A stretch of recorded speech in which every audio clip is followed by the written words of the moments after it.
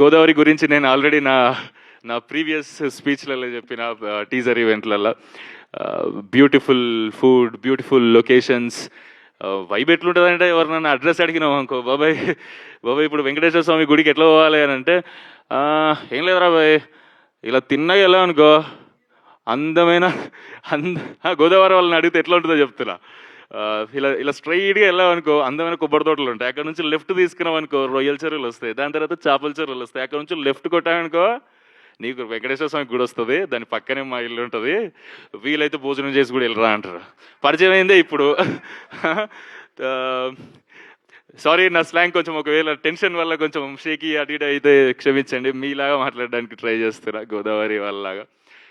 మీరందరు లవ్ చేస్తారు అనుకుంటా, అంటే అంత లవబుల్ పీపుల్ ఉంటారు. ఇప్పుడే పరిచయం అయినా కూడా రిలేటివ్స్ లా ట్రీట్ చేస్తుంటారు, ఫ్రెండ్స్ లా ట్రీట్ చేస్తుంటారు.